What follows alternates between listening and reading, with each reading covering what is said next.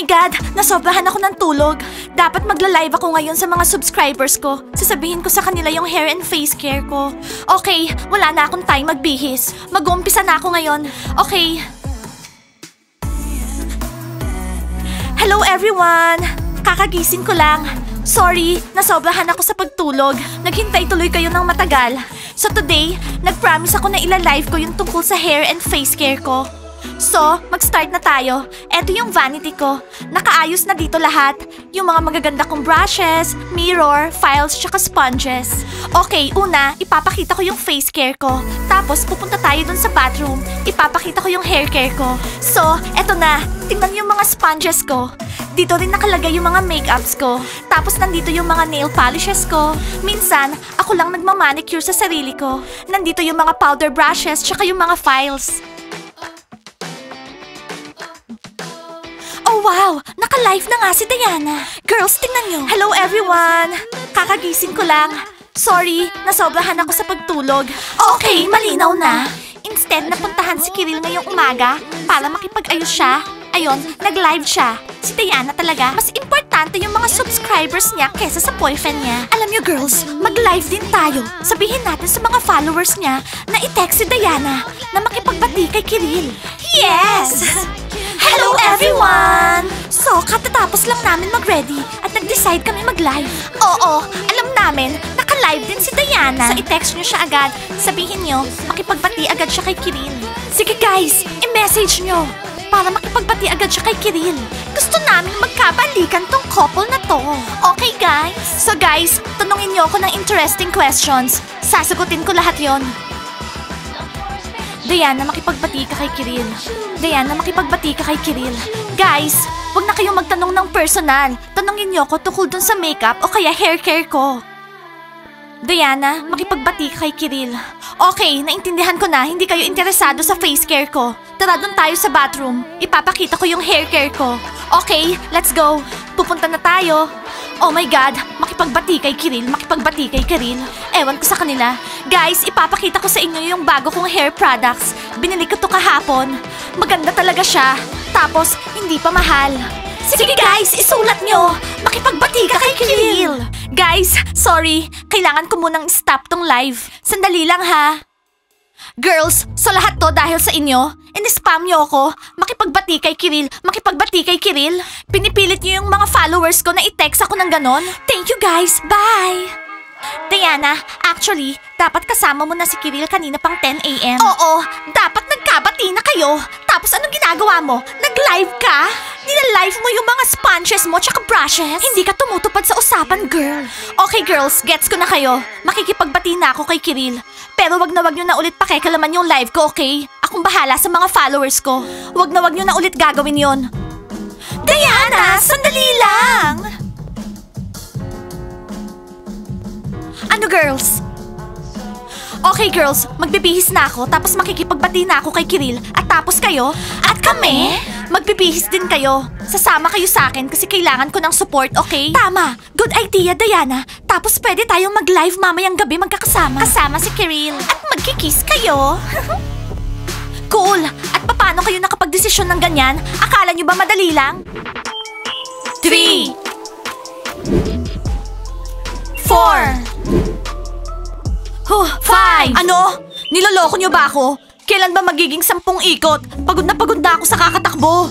Pang 5 ikot mo pa lang ngayon, Loren. 5 pa lang. Akala ko ba ipaglalaban mo si Thomas? Sige na, sport. -1.5 kilo. Hindi girls, tama na. Hindi ako makatakbo dito sa parachute. Ang hirap. Sino bang nagsabing madali? Kung gusto mong ma-reach yung goal mo, paghirapan mo. Sige nga, kayong tumakbo ng may parachute. Imposible. Magtitimbang ako. Feeling ko nabawasan ako ng 3 kilos. Okay, tara.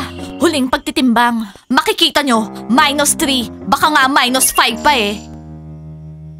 Girls, papasok na ako. Anong sasabihin ko sa kanya? Sabihin mo kung anong laman ng puso mo. Lovers always have something to say. Diana, sige na. Naririnig mo? Nagbabasketball siya? Girls, tara. Gawin natin yung cool walk natin.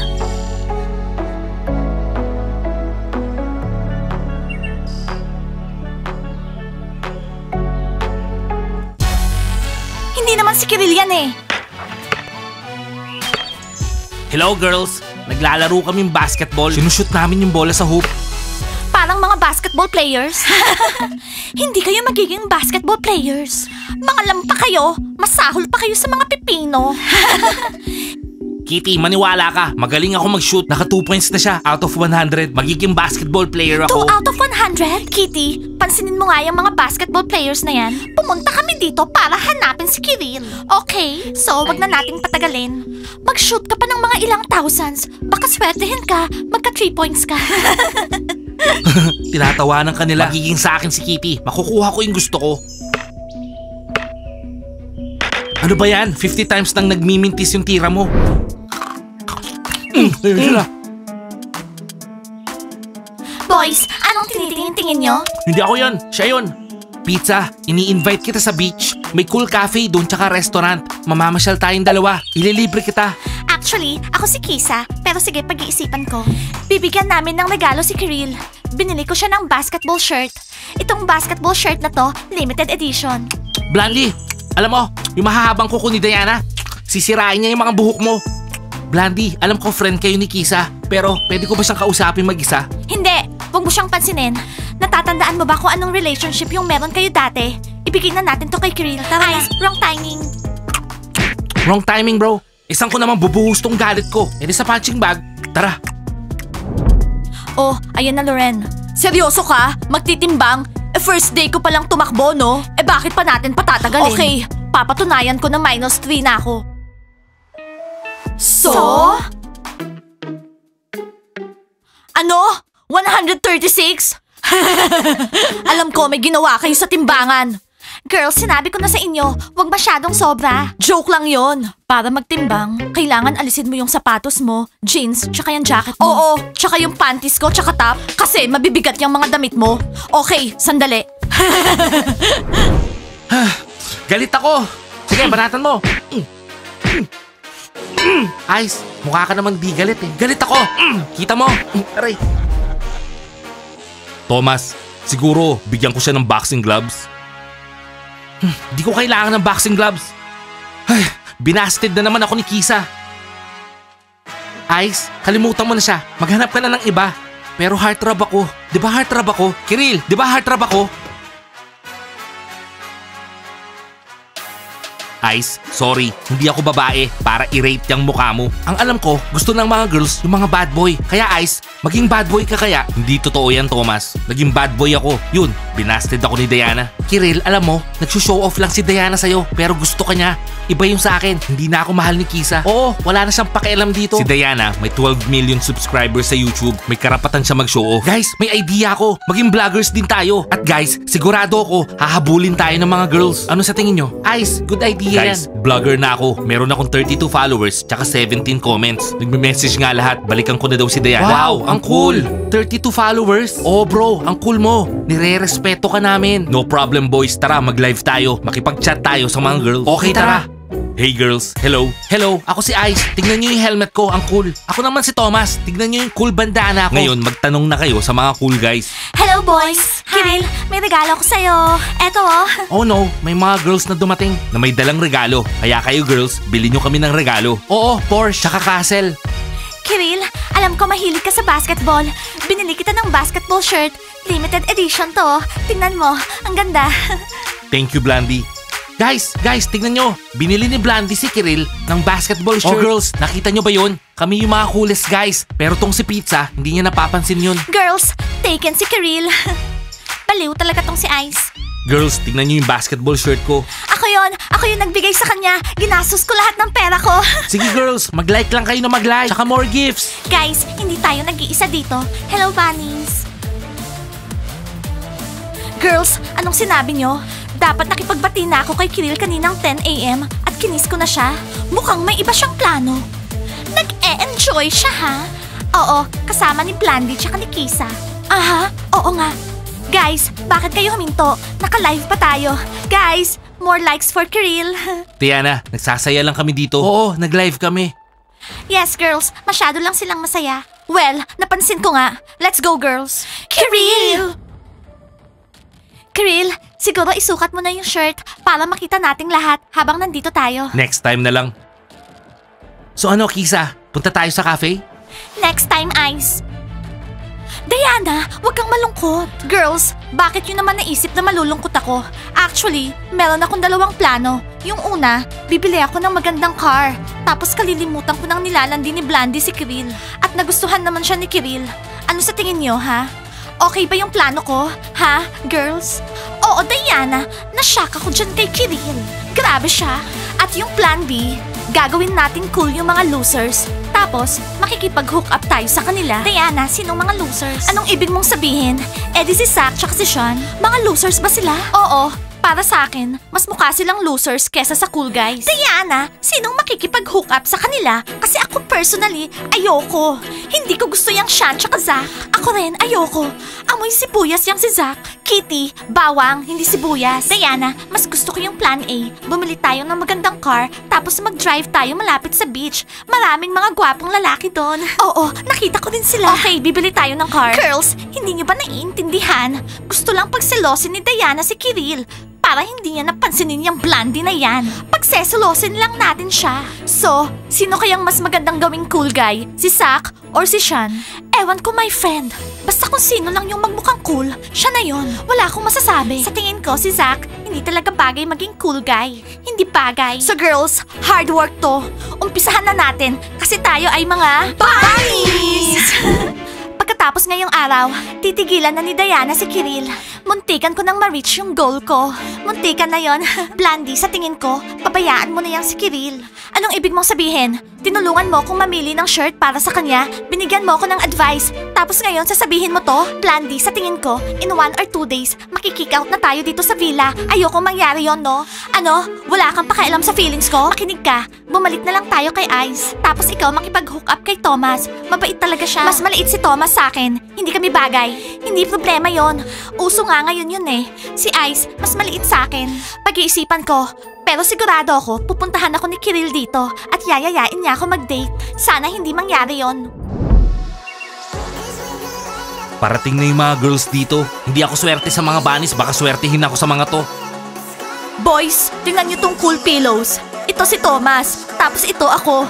Ibibigay ko tong isa. In love siya kay Thomas at yayayain namin siya makipag-date. Akong gagawa nun. Susuportahan niyo lang ako. Hindi puntahan mo si Thomas. Eh kayo, mga single ba kayo? Stella, mag-hook up tayo. Ano? Oh, Stella! Oh my God, girls! Mukhang magkakaroon na ako ng relationship. So, nasa na sila? Ayun, nakaupo. So girls, sino sa kanila yung gagawin nating cool boy? Ha? Sino? Sino? Wala. Maya, hindi mo ba naiintindihan? Kaya kong gawing cool boy kahit na sino. Okay? By the way, yung mga girls nakikipag-flirt sa mga losers. Oo nga, no? Ano ba yan? So, nag-change mind na si Sean. Kaninang umaga nakikipag-flirt kay Kitty, ngayon kay Stella. Kaya umpisa pa lang ayoko na siya. Madulas siya. Diana, sa tingin ko, nag-failed na yung plan B, kaya doon na lang tayo sa car. Plan A. So anong car ngayon? Pink ulit? Hindi. This time, bibili tayo ng blue Porsche. Okay, tara na, mamili na tayo. Nai-imagine ko na nagda-drive tayo ng blue Porsche. Let's go, girls. Kiril, wala namang bouquet of 1,000 roses eh. Oo, walang white roses. Guys, ano ba kayo? White roses lang binibigay ko sa kanya. Pinapatawad niya ako kapag binibigyan ko siyang roses. Bro, sorry. Eh di ikaw bumili para makita mo. Well, may option ka. Eto card, malaking card. Yan o, ang cool oh, diba? Ibigay mo yan kay Kisa. Wa-effect kay Diana yan. Ay, ibig sabihin, hindi kami magbabati. Mukhang ganun na nga bro. Thomas, sa tingin ko, magugustuhan ni Kitty to. Umalis na nga muna kayo. Gusto ko munang mag-isa. Tsaka balik niyo yung bola ko. Balik mo yung bola ko. Tara, makikipag-ayos ako kay Kisa. Ang bobo naman ni Diana. Hindi ko naman kailangan si Blandy. Friend lang talaga ako ng lahat. Girls, sa tingin ko, hindi tamang mag-snake sa locker ni Kiril. Maniwala ka, Diana. Maraming sasabihin sa atin yung locker na yan tungkol kay Kiril. Oo, tingnan natin kung anong meron siya dyan sa locker. Diana, bilisan mo na. Habang walang tao dito. Eh, paano kung may makita tayong something bad doon? Kung merong something bad, eh di lalayas na si Kiril tsaka si Blandy dito sa villa. Okay, fine.